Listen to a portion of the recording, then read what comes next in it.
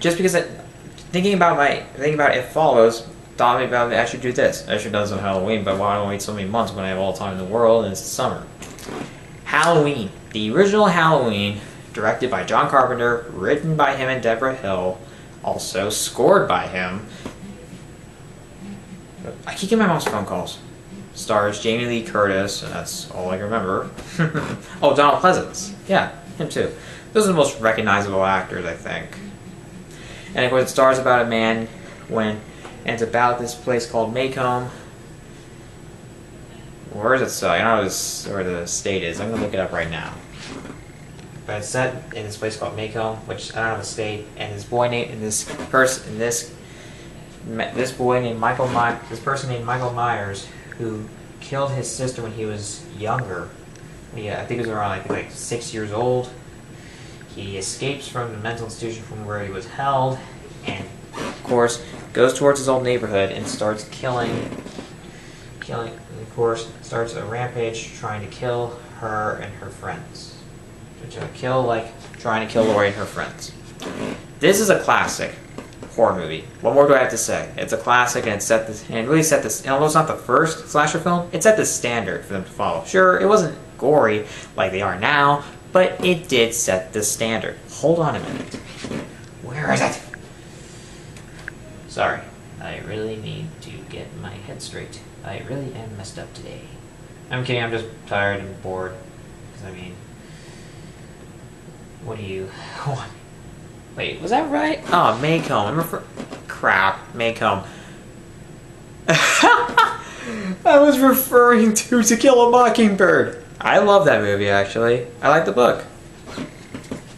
Man, why did I think of Maycomb? Haddonfield, that's it, Haddonfield. Where was that, Illinois or something like that? I can't believe I just keep dragging this along, but yeah, it's Haddonfield. Haddonfield. Okay, that's it. Is that New Jersey for real? I'm gonna look up some more information. Of course, it's like Michael grew up there, and of course he starts trying to kill Laurie and her friends. Now, this movie is, of course, a classic. I mean, what more do you want me to say? Okay, Haddonfield, Illinois. It's fictional, so yeah. Anyways, this is a classic. I said it so many times. This is the third time I already said it. Third time's a charm. But what I mean is that, this is a pretty good film. Now, I know there was a remake by Rob Zombie. I have not seen it, but I do know that Fanboy Flicks, Mark didn't really like it. He also hated the second film. Now, I've never really seen all of the films. I've only seen the first original Halloween, because, I'm not a horror guy. But this was pretty good. And while you may consider it a little tame today, I still think it holds up kind of well today, especially with all these crappy horror films we come out in the last few years. Also, like the Poltergeist remake, Ouija, Annabelle, from what I heard was terrible. Wow, talk about fuck you, Hollywood. I really mean that. I know, guys, if I flicked off, but really, I mean that. Hollywood has ruined horror films. Let's just say that. Excited for Crimson Peak, though, and I actually did like It Follows, but that was really an independent film. Still good, though. Check it out if you have the chance, especially if you're a horror fan. Now, what I really like about this movie is it builds tension perfectly. I really like how it builds suspense. That's one of the best parts of it. One thing I really like about Michael Myers is he's invincible. And whenever you see him on screen, the music starts playing. I especially love the score. I especially like the intro theme. It's classic, and the opening scene is pretty damn good. The use of jack-o'-lanterns on fire that is lit up, and then the camera is slowly zooming into it, feeling like introducing all the screen credits, and then after a long time it goes out. It just really excites us for it. It just really pumps you up for what's about to come. It's a good setup, especially with the opening scene. Knowing the fact that Michael Myers as a young boy kills his sister. Now, I know I'm spoiling for you, but sure, you may not consider all that frightening, but the opening scene is classic, and really the idea is what's scary. The idea that a 6-year-old boy could kill his own sibling. it just really asks these questions. Why did he do it? Why did he do it? What made him do this? Like, was there something behind this? And of course you consider him some sort of like supernatural or some sort of invincible being, because whenever I see this guy get hurt or so-called killed, he never really died. It's like the boogeyman himself. They made references to that, actually. Building suspense. I mean, the use of the music really helps. And knowing the fact that Michael walks slow, for some reason, it's slow building tension. And I think it works perfectly because it just left me unsettled. It works perfectly. And with the score playing, and with, the traditional, the theme song is never playing whenever during these scenes in the movie, but there is music, there is like that default, there is that typical music that plays, that da-dun, da-dun. That's the music that's kind of like basically playing. If you understand what I'm talking about, if you find out what the tune is on the soundtrack, comment below. But yeah, whenever that one's playing, it does offer a lot of suspense. Knowing the fact that he just moves slow, he doesn't run, he's just a guy who is creepy. Like, da-da-da. That's another tune. Especially like whenever you see like there's a few times they use that. Comment below if you know that one too. Really, just gonna say you're here. And it's like dun dun dun. Yeah, I also like that one too. I mean, there's a lot of classic tunes I can remember. It's it's a great score. I love it. John Carpenter, I applaud you. I really enjoyed that. I mean, comment below if you know that one too. Also, I do like, building suspense. I mean, there's a lot of times when they use like a lot of, the use of wide takes with the camera, and also some of the camera angles. It overall really creates that real sense. It really helps the suspense, and it really kind of captures the scene in the right way, the right framing.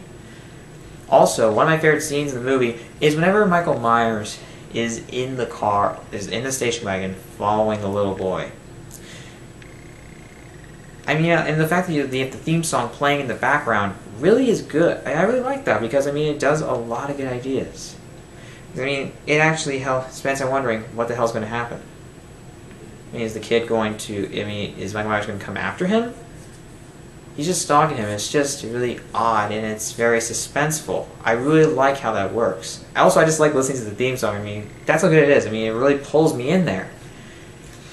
The acting, not fantastic, but it's fine for what it is and for the money they had. I thought Jamie Lee Curtis, this was her debut role, and I thought she was pretty good in it. It's one of her most famous roles. What more do I have to say? Donald Pleasance, he was the best one. He's undeniably the best. He's a character that he cared about Michael and tried to help him while he was in the institution, but also but there are times where he may have to take very, very harsh measures just to protect the people that he's going after, harming. Sorry guys, I'm checking out something on my iPad. It's not the movie. But what I really like, he's a character that is likable, but also is one that is helpful and really tries. And he understands how fierce Michael is, and he also understands the urgency of the situation involved. Suspenseful how? Well, there's a lot. The fact is with Michael, and the fact is whenever he's coming up to his victims, and sometimes whenever his victims are trying to fight back, Laurie, really, it's just creating a lot of suspense because you don't know what's going to happen. Is someone going to get cut? Is someone going to get killed? You just don't know. Is this movie scary? Back then, it really was scary, but is it scary here? Well, it may be a little tame today, but I do admit that there were some scary scenes. I admit there were some things that really creeped me out, that didn't left me unsettled. Overall, it is a horror film. And that was back during a time when restrictions are so different from today. And also when our definitions of what's scary in a horror film is different from what it was then. Really that, because now these days it's just so these cheap jump scares. And nothing really great. I feel like nowadays it's just not the same anymore. I like seeing old films like this because this really showed when they really understood the true craft in making a horror film and truly scaring the audience. Scary? One thing I find scary is whenever Myers is about to attack someone, it just left me unsettled. I just feel like, oh crap, what the hell's going to happen next? What's going to be the kills, What's going to happen? That overall is really what I think really helped, especially with how it built suspense. It's slow building. Michael Myers as a whole is a great character. The fact that he doesn't really talk and he has that mask on, which actually is if you guys don't know it, which I find possible, William Shatner mask, Captain Kirk mask, painted white. and knowing it's just crazy. I mean, he just comes off as like a being that you can't kill. Also, I do like how they managed to make him, how they kind of reveal him in the daytime. I mean, you do see him, but he never really takes action until at night. Now, I know it's kind of a cliche that usually now these horror films are kind of set at night, or some of these instances taking place in dark places, but some of the action, some of the more, and some suspenseful stuff does happen during the day. Now, nothing exactly involving like harming people, but something that kind of leaves you a little feel a little uneasy, which I think is good because I mean it creates suspense. It really helps with the slow building suspense in this movie, and of course for the actual killing to come next. I do actually think there's also like this theory that it's kind of like an allegory on teens in the 70s, such as teens that were just being reckless, having sex, getting drunk, taking drugs, or just being negligent people. They got killed, but Laurie, in fact, she was independent. She was also being respectful of her job, like babysitting, and was always paying attention to kids and making sure everyone was safe. It's a pretty interesting theory, though. Carpenter's dismissed this. I think it's kind of interesting how they actually have this. I actually kind of agree on some degree, because I mean, the characters that died in this movie, they were really just reckless teenagers. They didn't care. They were just irresponsible, and they just weren't people that were really ones that really had much of a bright future ahead of them. With Laurie, however, she was one that was a brighter person. I mean, sure, she's not exactly the most social person, I guess you can say, but she was one that was responsible, and she managed to be mature about a lot of things and also treat things. She managed to be a respectful person. She was also respectful to orders, to anything, really. She was a person that, even though she had those kinds of reckless friends, she still was kind of mature compared to them. So I kind of agree on that allegory in some degree. So I actually agree with that. Comment below if you have some other theories behind this, or other sort of interpretations, analyzations on this, or comment below your opinions on the allegory that I just presented, or you can look up more for more information. I do admit this is a good film. I like Michael Myers. I mean, the fact is that he's never really talking, he's just breathing. It's so shallow. It just leaves me unsettled. And I really like that. The movie just unsettles me. It just doesn't really sit with me well. And I think it's what a horror film should do. I mean, it should create this feeling of uneasiness, but also which also kind of helps build suspense, but also really prove it's a horror film. Just basic elements. What would I give this movie? Either a 5 out of 5 or a 4.5 out of 5.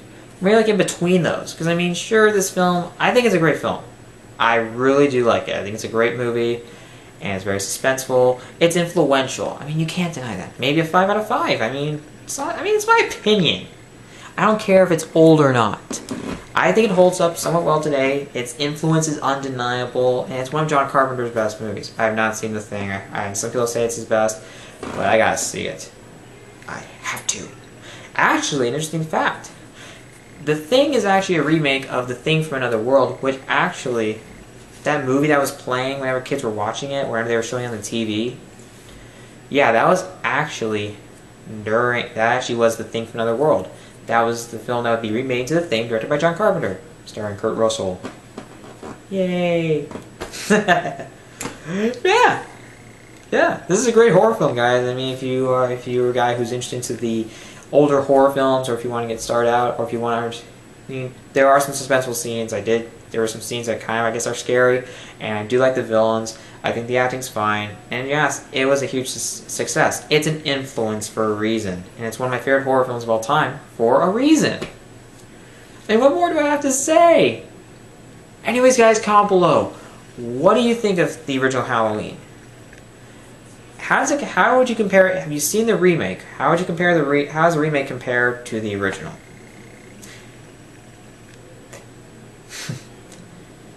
Anyways, what's your favorite slasher? I guess this one is for me so far. I mean, I haven't seen stuff like I've seen Friday the 13th, but I don't think it's that great. It was actually kind of a rip-off of Halloween. Because I mean, it came after Halloween, and that was a huge success. Comment below and subscribe to my channel for more videos.